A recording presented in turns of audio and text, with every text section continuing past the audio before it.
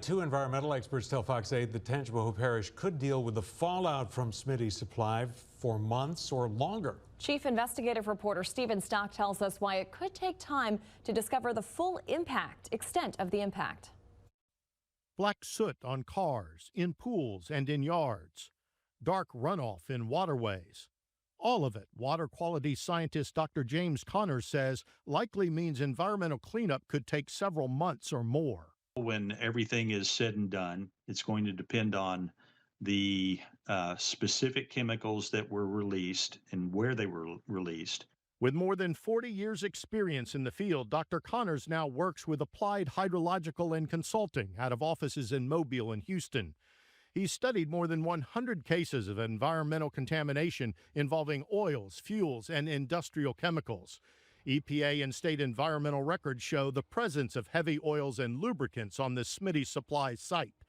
Connors agrees with Governor Jeff Landry that the drinking water around Roseland is safe for humans because those systems were not impacted by the fire or fallout. But he says the environmental impact could take longer, maybe weeks or months, to fully assess. It looks like you're dealing with heavier hydrocarbons in the hydrocarbon refining process. You have sort of upper level hydrocarbons like gasoline, fuel, etc. In similar cases Dr. Connors has studied, he says those chemicals which can harm wildlife and cause cancer in humans often remain in soil and swampy ground for a year or more, despite the best cleanup efforts. These chemicals are potentially toxic if they're in high enough concentrations, and even in extremely low concentrations for some, to wildlife, and they can affect the wildlife long term. It could be a long process. Former EPA regulator Robert Verchik now teaches environmental law at Loyola Law School. He says the extent of the environmental impact on rivers and the soil could take months to determine. We're really at the preliminary stage because there's a lot of things that we don't know.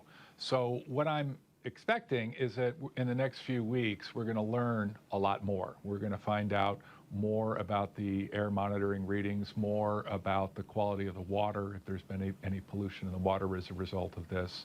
And we're also going to find out more about the effect on the community. As a former EPA regulator under President Obama, Verchik says it's still too early to know whether past EPA and Louisiana DEQ violations had anything to do with this explosion and fire.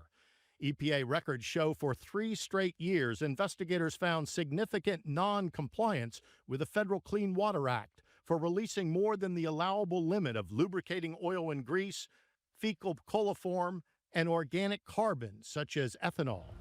Verchik does say the history of EPA violations is not typical for a company like this. He says the record raises questions for him about the company and EPA oversight. Well, anytime I see violations, it causes concern. And it also causes me to wonder again about what's happening. I mean, just the fact that the violations exist doesn't imply any particular thing related to this explosion. But it might be part of a pattern. Stephen Stock, Fox 8 Local First. Both Professor Verchik and Dr. Connors say residents should follow instructions from the EPA and state environmental quality officials about how to proceed on cleanup around their homes. Officials have said since the fire, the air is safe to breathe.